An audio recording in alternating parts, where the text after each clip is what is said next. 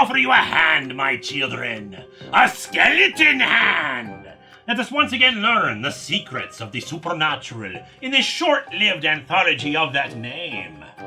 And hopefully there's less racism this time. We start with Black Dust. Slim, the new proprietor of the Broken Arrow Dude Ranch, sadly only has one customer, his girlfriend Betty. Betty insists they head off to Ghost Dance Valley, named after a group of Native Americans who, 60 years ago, staged an odd tribal dance that lasted for months, claiming it would drive the cattlemen away. The cavalry eventually disbanded them, but in the chaos, Slim's grandfather saved the life of their chief, Running Wolf, and ever since then the popular superstition is to stay away from the valley, that something drove the Native Americans away before the cavalry did. Betty convinces Slim to go out there with her, not believing the tales, but once they're inside they discover a strange humanoid shape emerging from the rocks. It pursues them, but eventually just starts hovering over the valley and growing, forming eyes that stare down at the people in the area, unleashing soot and smoke that kills the grass to feed the herds and poisoning the water holes. With no other way of stopping the Black Dust, Slim and Betty travel to the grave of Running Wolf, pleading his case that they are attempting to preserve the land and that they need his help. The ghost of Running Wolf appears and he leads a charge of his own, driving the Black Dust back into the ground. And word of the Black Dust has increased tourism for the ranch. And that's what makes it all worth it! There's a bit of racist language in this story, my children, not gonna lie.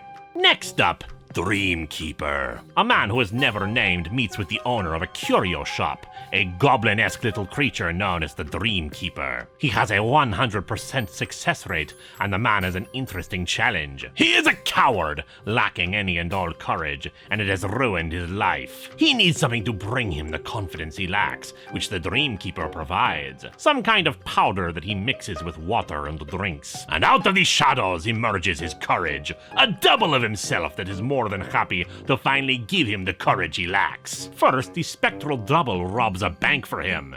With money, it gives him newfound bravery. His double encourages him to go to a party on his own, which he does, but when he is flirting with a girl, her angry boyfriend emerges and knocks him down. His double appears again and encourages him to defend himself by using a rock, but he must have misinterpreted his meaning, because the man kills the boyfriend with it. He is quickly arrested as his courage leaves him, saying he lived a coward and he will die a coward, while he just screams that it wasn't him, his other self is the guilty one. A better name for this story would have been Liquid Courage. The Dreamkeeper is only a tiny part of it. Let us continue with Beyond the Grave.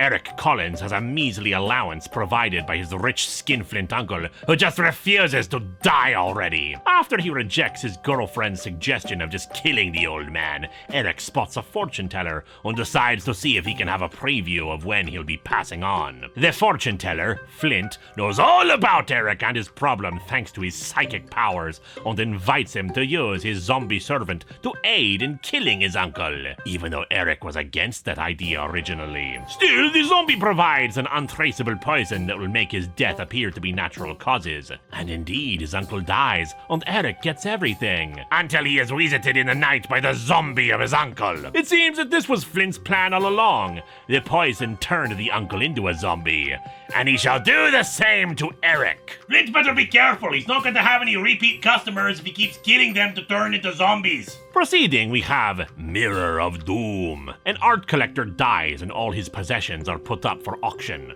John Forsyth and another man who is never named both bid on it, but John is successful in winning it. That night, John witnesses the ghost of his own father emerging from the mirror and flying off into the night. Researching the mirror, he learns that it was created by an occult sorcerer. The mirror is a bridge between the living and the dead. If it is placed in a room where someone dies, their ghost emerges from it. The other man arrives and explains part of this, insisting that they can control anyone who comes through the mirror to do their dark bidding.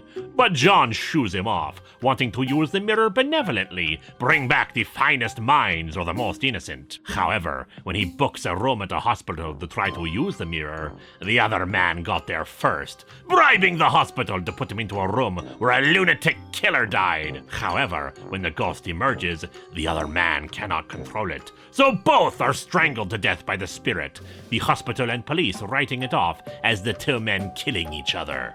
Dumbo would not be impressed by the shoddy police work there and would get a confession out of that ghost in an hour. And finally we have horror in Hollywood. Sandra, an important actress and producer for a Roman gladiator film, is holding production up because she wanted the lead female role in the film, but the director has given it to a woman named Mary, the fiancée of the leading star of the film, Dawn. Still, Sandra has darker designs on her mind, reading up on the Roman god Dis, who ruled the infernal regions and would take a bride every February 15th to share his evil power. Since the movie is borrowing authentic antiques from museums, she has acquired the trumpet of Dis, which can summon him. And she allows the film to go through with production resuming on that day, so Dis can be summoned. And indeed, Dis shows up and starts causing devastation, Sandra offering herself as his bride. Unfortunately, she did not read that he murders his brides as soon as they are taken. Dis goes on a rampage, unable to be stopped by bullets, lions, or Dawn's good looks. Still, after Dis takes Mary as a hostage, Dawn is visited by the ghost of Sandra, who now understands her mistake and tells Dawn how to rid the world of Dis, summoning him back with the trumpet, then using the power she gained from becoming his bride to bestow Dis's power onto Dawn. In a fair fight, Dawn drives Dis away, letting him take the trumpet with him so he will not be summoned again. And in the infernal regions, Dis must now contend with his new wife, who is more than happy to use her new husband in a more dominant partnership than he's used to. True love, my children, is between shrill, power-hungry actresses and Roman gods determined to cause mayhem.